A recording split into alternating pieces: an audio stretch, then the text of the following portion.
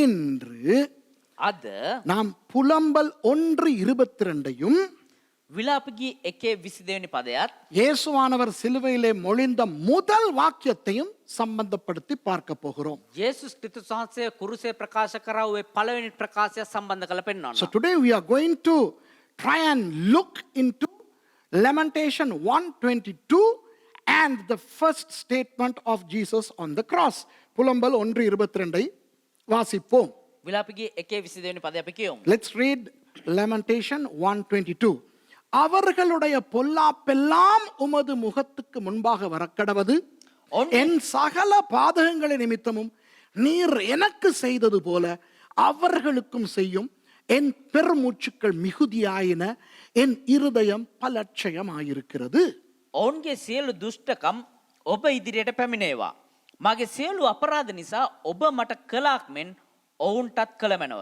මක් නිසාද මගේ සුසුම්ලෑම් බොහෝය. මගේ සිතද ක්ලාන්ත වී තිබේ. Let all their wickedness come before thee, and do unto them as thou hast done unto me. For all my transgressions, for my sighs are many, and my heart is faint. இந்த வசனத்திலே මේ පදය තුළ அவர்கள் ඔවුන් நான் என்று வருகிறது. මම කියල පැමිණෙනවා. Now in this verse we see they and I. And I want to explain who the they are and the I here.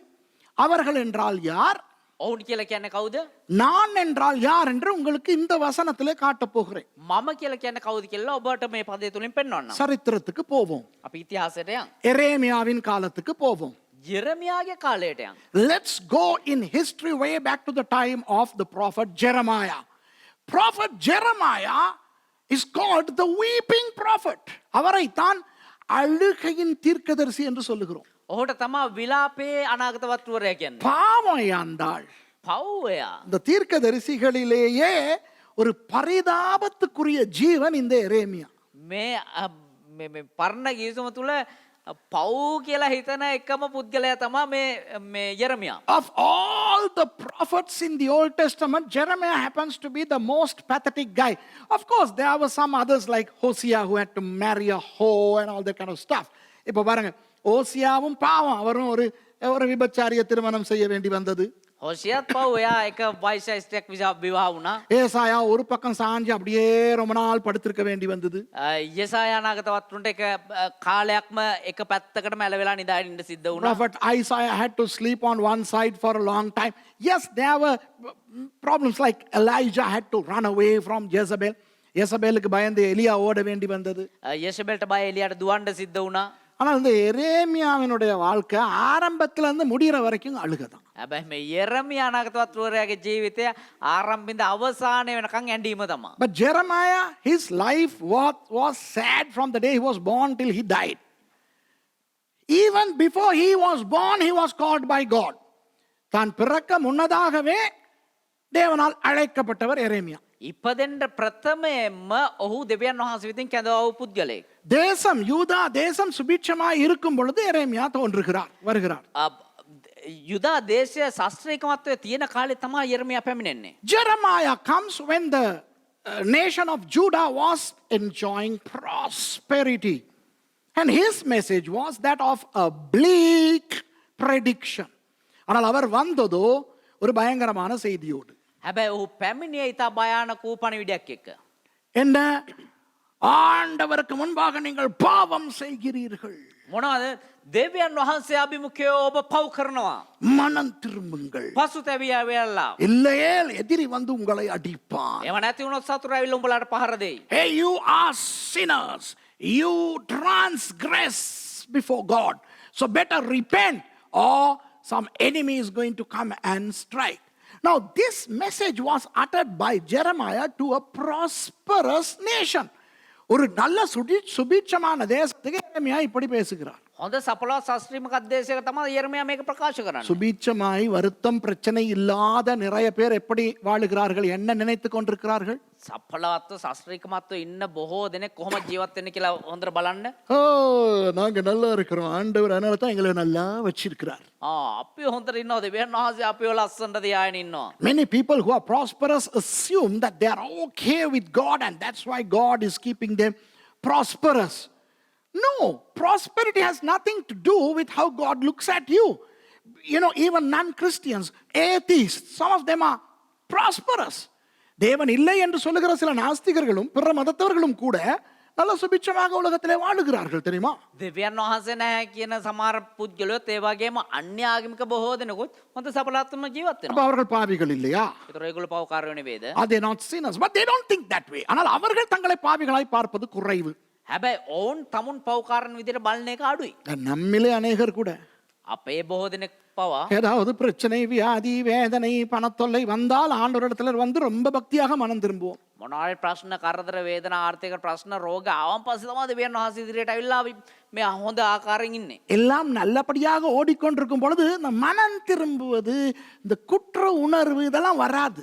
හොඳට යහපත් ඉන්නකොට මේ පසුතැවීම මේ අතුලාන්ත අනුන් ලබන සිත් ඒ දේවල් කිසිවක් දැනෙන්නේ නැහැ. Even many of us don't go through conviction or repentance when everything is fine around us.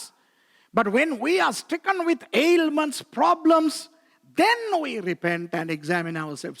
So when Jeremiah preached the bleak message of doom, everybody unfriended him. Wow, what a word, unfriend. It came from Facebook and அப்போ இந்த இந்த எரேமியா இப்படிப்பட்ட ஒரு ஒரு துர்ப்பாக்கியமான செய்தியை சுபீட்சமான தேசத்துக்கு சொன்னபோது එතකොට යෙරමියා අනාගත වත්‍රෝරේ ඇවිල්ලා මේ ශාපලත් ප්‍රකාශයන් මේ ශාස්ත්‍රීයකෝ එහෙම නැත්නම් සපලත් වූ දේශයකට ප්‍රකාශ කරද්දී அவர்கள் எல்லாரும் எரேமியாவை வெறுக்க ஆரம்பித்தார்கள். ඒ හැමෝම යෙරමියා අනාගත වත්‍රෝරේ එපා කරන්න පටන් ගත්තා. அம்மா அப்பா சொன்னாங்க இப்படியெல்லாம் பேசிக்கிட்டு இருந்தா தம்பி நீ இந்த வீட்டில் இருக்க முடியாது. අම්මයි තාත්තයි කිව්වා පුතේ උඹ මේ විදිහට කතා කරගෙන ඉඳිට උඹට මේක විතර ජීවත් වෙන්න බෑ. His parents told him, now if you talk like this son, you can't live in this house. So he got out. He went with friends. வெளியே போனாரு நண்பர்களோட. යාළුවොත් එක්ක එළියට යන්න සිද්ධ වුණා ගියා. ஃப்ரெண்ட்ஸ் எல்லாம் சொன்னாங்க மச்சான் நீ என்னடா நீ நாங்கெல்லாம் நல்லா இருக்கிறோம் நீ எப்போ பார்த்தாலும் மனம் திரும்புன்னு எங்களுக்கும் சொல்லிக்கிட்டு இருக்க நாட்டுக்கு சொல்லிக்கிட்டு வேணாம் மச்சான் இனி நாங்கள் உன்னோட ஃப்ரெண்டாக இருக்க முடியாது. යාළුවෝ මොනවද කිව්වේ? එපා මචං මෙයා හොඳට ඉන්න අපිට උඹ හැමතිස්සෙම පසුතැවියන් උඹ හොඳට ඉන්න යන්නේ අරකයි මේකයි කියගෙන ඉන්නවා. මින් පස්සේ උඹටයි අපිටයි සම්බන්ධකමක් ඕනේ නැහැ කියලා කිව්වා. His own friends disassociated with him saying we don't like the way you are man. You are always sad and you are always condemning us. No, we don't want to be friends with you. Then Jeremiah caught attention of the high politicians including the king. எரேமியாவை அரசியல்வாதிகளும் ராஜாவும் கவனிக்க தொடங்கினார்கள். ඊට පස්සේ මේ දේශපාලඥයෝගෙත් රජවරුන්ගෙත් අවධානය යොමු වුණා යෙරමියා වෙතට. அவர்களுக்கும் எரிச்சல் வந்தது. என்னடா இவன் நாங்களாம் நல்லா தான் இருக்கிறோம் எங்களுக்கே கதை சொல்லிக்கிட்டு வர்றான். ඔවුන්ටත් එපා වෙන්න පටන් ගත්තා. යකෝ අපි හොඳට ඉන්නවා මේ මොනවද මේ අපිටම කතා කියන් එන්නේ So කියලා. the politicians were very annoyed with Jeremiah because Jeremiah was always against them. மந்திரிமாரே திருந்து ராஜாவே திருந்து இல்லாவிட்டால் அடிமைகளாய் போவாய். எந்த ராஜாவுக்கு தான் விருப்பமா இருக்கும் அது? මන්ත්‍රීවරුනේ පසුතැවිලි රජතුමනි පසුතැවිලි වෙන්න නැත්තම් යටත්කමට වහල්කමට එක්කන් යයි කියලා කියද්දි කොයි රජතුමාද ඒකට කැමති වෙන්නේ? அவர்கள் என்ன செய்தார்கள்? இவரை பிடித்து சிறையிலே அடைத்தார்கள். ඔවුන් මොනවද කරේ? මොහුව අල්ලලා සිරකට දැම්මා. So when he was confusing the politicians and the king, they put him in the prison. What did he do? In the prison he was doing that. சிறையில இருந்து அவரு கத்துறாரு மனம் திரும்பு எல்லாம் பிடிப்பட்டு போவீங்கடி என்னேவா சிறையில போடுறீங்க. මොනවද උනේ? සිරගත වෙලත් මොහු විලාප මේ කෑ ගහන්න පටන් ගත්තා. ඒ පසුතැවිල්ලලා නැත්තම් උඹලා වහල්කමට අරන් යයි කියලා. தீர்க்கதரிசிகளுக்கு எரேமியாவை பார்க்கும்போது பைத்தியமே பிடிக்குது. අනාගත වත්රුවරුන්ට මේ යෙරමියා අනාගත වත්රුව දිහා බලද්දි පිස්සු හැදෙන්න The ගත්තා. other prophets were really mad when they saw Jeremiah because all the other prophets were prophesying prosperity. And this guy comes and says, no, God is going to punish you. எல்லா தீர்க்கதரிசிகளும் சூப்பரா தீர்க்கதரிசனம் உரைக்கிறாங்க. හැම අනාගත වත්රුවරෙක්ම ලස්සන නියම අනාගත වාක්‍ය ප්‍රකාශ நீ කරනවා. நல்லா இருப்ப நீ நல்லா இருப்ப නුඹ යහපත් වෙඳි. தேசமே பயப்படாதே மகிழ்ந்து களி கூறு. දේශය බයනවන්න ඔබ මහිමයට පත්වේ. சூப்பர், නියමයි. இப்படியே நல்லா இருப்பீங்க, இன்னும் நல்லா இருப்பீங்க. මෙහෙම ඔබ යහපත් විඳී මීට වඩා ඔබ සඵලත් විඳී. கர்த்தர் இன்று முதல் உன்னை ஆசீர்வதிப்பார். ස්වාමීන් වහන්සේ අද පටන් ඔබ ආශිර්වාද කරනවා. உன் இருதயத்தின் நினைவுகளை அறிவார். මේ හදවතේ සිතුවිලි උන්වහන්සේට දන්නවා. எரேமியா வந்து இல்ல இல்ல இல்ல பொய்யே, அடி வாங்க போறேன், பிடிச்சிட்டு போறான். යෙරමියා අනාගතවල නෑ නෑ නෑ නෑ ඔබලා කුටි කණ්ඩ යන්නේ පහල්කමට ගෙනියයි කියලා කියවන්න පටන් ගත්තා. When all the prophets were prophesying prosperity and long life and freedom, Jeremiah comes and says, no, you are going to be taken as captives. So even the prophets were angry with him. தீர்க்கதரிசிகளுக்கும் எரேமியாவை பிடிக்காம போயிடுச்சு. අනාගත වත්‍රෝන්ටත් මේ යෙරමියා අනාගත වත්‍රෝරයව දිරවන්න නැතුව ගියා. சும்மா சிறையில போட்டா வதன்னு சொல்லி பாதாள சிறையில போட்டு மூடிட்டாங்க. ඊට පස්සේ මේ නිකම් මේ සිරගත කරලා තිබ්බොත් එහෙම ඒක ඊට ඒක බදයක් කියලා මේ පාතාලේ ඒ කියන්නේ ඇතුළ ගැඹුරු පොළොව යට සිරගත කළා. භූගත මේ හිර මැදුරේ දාලා දැම්මා. ඒකේ ලයිට් උත් නැහැ, මොනවත් කෑ ගහන්නත් බෑ, ලියන්නත් බෑ. So he was thrown in the dungeon because he was causing havoc in a regular prison. There was a guy called Baruch who was constantly visiting Jeremiah in the dungeon. எரேமியாவை பார்க்கறதுக்கு பாருக்குன்னு ஒருத்தர் அடிக்கடி போவார். යෙරමියා බලන්න බාරුක් කියලා එක පුද්ගලෙක් පැමිණියා නිරන්තරයෙන්. இவர் பாருக்குக்கு சொல்லுவாரு, මෙයා බාරුක්ට කිව්වා தம்பி நான் சொல்றதெல்லாம் எழுது, මල්ලි කියන හැමදේම ලියන්න. எழுதி கொண்டு போய் ராஜாவுக்கு கொடு. මේවා ලියලා රජතුමාට දෙන්න. மவனே இவன் பாதாளத்துள்ளுக்கு இருந்துகிட்டு அதுல இருந்து பார்க்க போறவன் கையாலேயே எழுதி அனுப்புறான், நீ நாசமா போவ, நான் தேசம் நாசமா போகுன்ட்டு. මෙයා මේ පොළොව යට භූගත සිරකඳුරේ සිරගත වෙලා ඉඳලත් මොනවද කිව්වේ නුඹලා නැති වෙලා යයි විනාශ වෙලා යයි පසුතැවිලා කියලා ලියලා රජතුමාට යවන්න පටන් ගත්තා. This Jeremiah, even from the dungeon, he uses Baruch to write and send messages to the king saying that everything is going to be bad. எந்த அளவுக்கு எரேமியா இந்த மாதிரி பிரபலமானாருனா, කොයි තරම් දුරට යෙරමියා අනාගත වතුරේ பிரபலව සිටියද කියනවා නම් பாபிலோனிலே இருக்கிற நேபுகாத்நேச்சரனுடைய அரண்மனையிலே இவரை பற்றி பேசுகிறார்கள். නෙබුකඩ්නේසර් බාබිලෝන් වල ඉන්න නෙබුකඩ්නේසර් රජතුමා මොහු පිළිබඳව කතා කරන තරමට පත් වුණා මොහු. This guy became so famous that in the parliament, the palace of King Nebuchadnezzar of Babylon, they were talking about him. People come and say to Nebuchadnezzar, you know what, master? There is a guy called Jeremiah in Judah, and he is prophesying to those people, saying that we will go and conquer. We have no idea to do that, but that prophet says that. வந்து நேபுகாத்நேச்சாருக்கு சொல்றாங்க, ඇවිල්ලා නෙබුකඩ්නේසර් රජතුමාට කියනවා மன்னா, රජතුමනි இந்த யூதா என்ற ஒரு குட்டி தேசம் இருக்கிறதே இஸ்ரவேலிலே, මේ ඉස්රායල් වල යුදා කියලා පොඩි දේශයක් තිබෙනවානේ. அந்த தேசத்தை நீங்கள் இந்த பாபிலோனியர்கள் போய் பிடிப்பதாகவும், නුඹ ගිහිල්ලා මේ බාබිලෝන් වල ඉඳලා ඒ යුදා දේශයට ගිහිල්ලා அந்த மக்களை இங்கே அடிமைகளாய் கொண்டு வருவதாகவும், ඒ දේශය යටත් කරගෙන ඒ ජනතාව වහල්කමට ගෙනෙනවලු. அப்படி அங்கு ஒரு தீர்க்கதரிசி, அவனுடைய பெயர் எரேமியா, உம்மை பற்றி பேசிக் கொண்டிருக்கிறான் என்று மன்னனுக்கு அறிவித்தார்கள். එහෙම යෙරමියා කියලා එහෙ ඉන්න එක පුද්ගලයෙක් ඔබතුමා ගැන ප්‍රකාශ කරනවා කියලා කිව්වා. ஐயா, இது அவ்வளவு ஒரு பாவப்பட்ட ஜீவனையா இந்த எரேமியா. එච්චර පව් කියලා හිතන කෙනෙක් තමයි මේ යෙරමියා අනාගත වතුරයා. Such was the pathetic Jeremiah.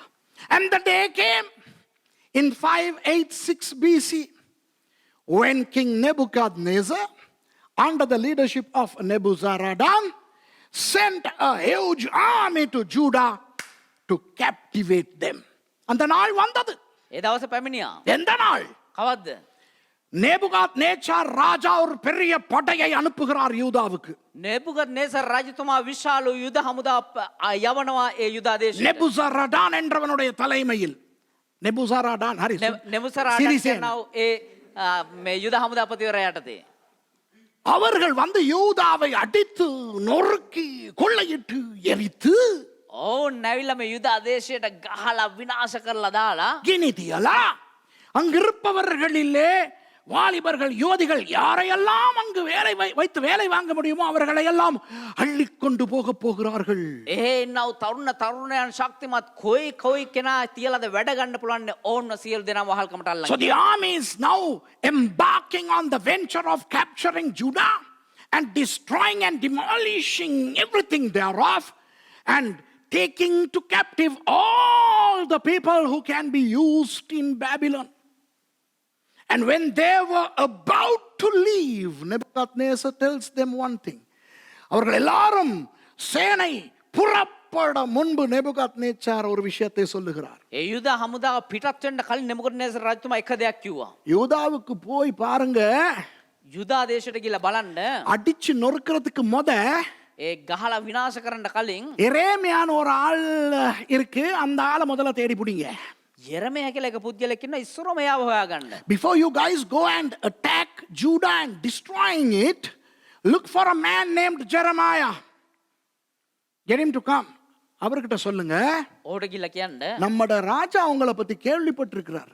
අපේ රජතුමා ඔබ ගැන අසා තිබෙනවා. Tell him that I, Nebuchadnezzar, know him. I have heard of him. And I want to give him a good honor. எரேமியாவே, எங்கள் ராஜா உங்களை கனம் பண்ண விரும்புகிறார். යෙරමයා අපේ රජතුමා ඔබට ගෞරව කරන්න කැමති වෙනවා. நீங்களும் பாபிலோன் வேண்டுமானால் வரலாம், ඔබටත් කැමති නම් බාබිලෝන් දේශයට පැමිණිය හැකි. அடிமையாக அல்ல. හැබැයි වහල්ලෙක් විදියට නෙවෙයි. உங்களை ஒரு முக்கியஸ்தராக நான் என்னுடைய தேசத்துக்கு கொண்டு வந்து ஒரு அரண்மனை கட்டி உங்களை நன்றாய் வாழ நான் உங்களுக்கு மாத்திரம் சந்தர்ப்பம் கொடுக்க விரும்புகிறேன். ඔබ එක ප්‍රධානයක් විදියට අපේ දේශයට ගෙනහිල්ලා එහෙ මාලිගාවක් හදලා ඔබට වැදගත් ස්ථානයක් දීලා එහෙ ජීවත් වෙන්න ඉඩ හැරිය හැකි. The king says that if you decide to come to Babylon, you will not be treated as a slave, but you would be treated as royalty, a VIP. You can have a wonderful life in Babylon. If not, sir, you can choose to stay. இல்லாவிட்டால் ஐயா, එහෙම නැත්නම් මහත්තයා நீங்க இங்கே இருக்கலாம். ඔබට මෙහෙම ඉන්න පුළුවන්. நாங்க மற்றவங்களை எல்லாம் அடிச்சு இழுத்துக்கிட்டு போவோம், நீங்க இப்படி ஓரமா இருந்து அதுக்கு பிறகு நீங்க இங்க இருங்க, உங்களுக்கு நாங்க உதவி செய்வோம்.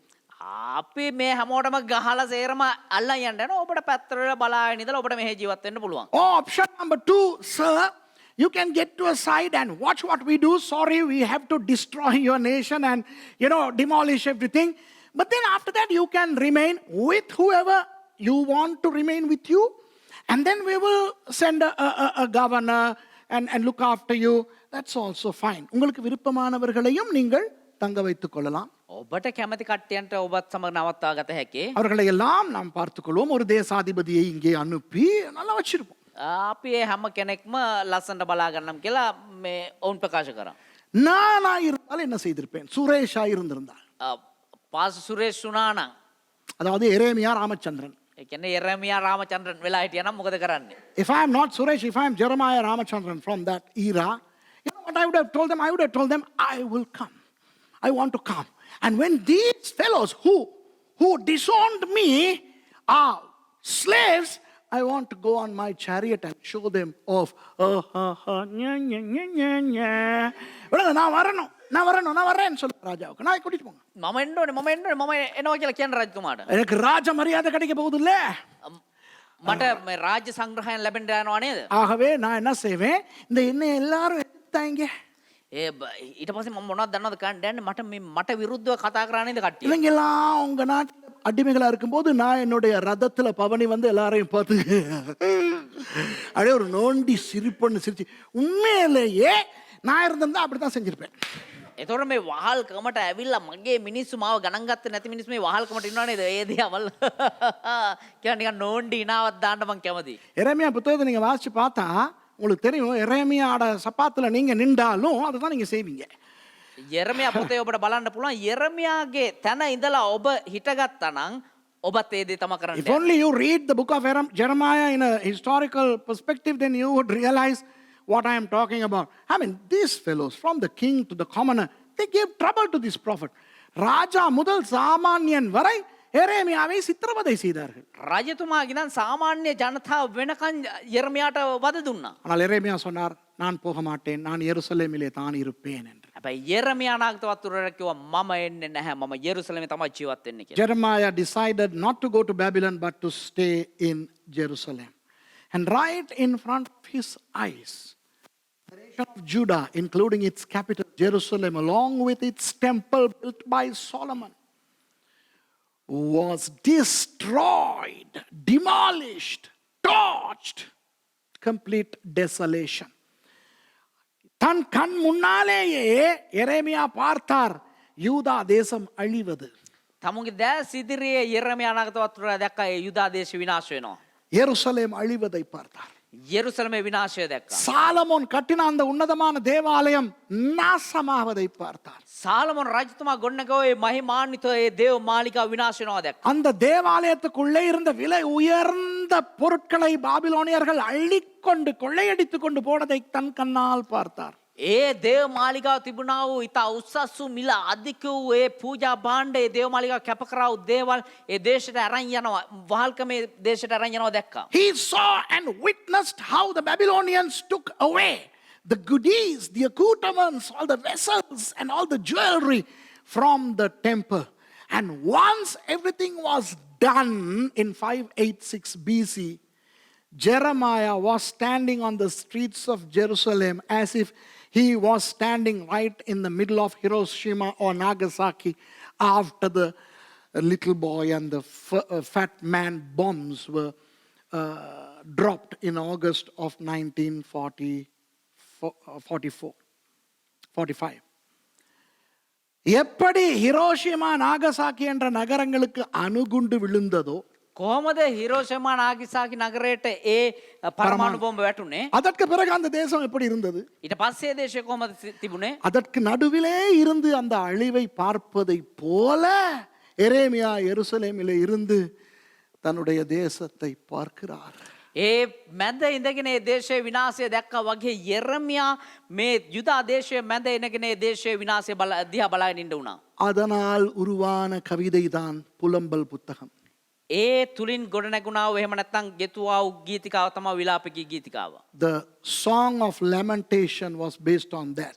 Albeit all the poetical acrostic arrangements, that's the concept, that's the background. எவ்வளவு அழகான கவிதையா இது இருந்தாலும் මේක කොච්චර ලස්සන වූ ගීතිකාවක් වුණත් அதனுடைய பின்னணி அதுதான். මේකේ පසුබිම මේක තමයි.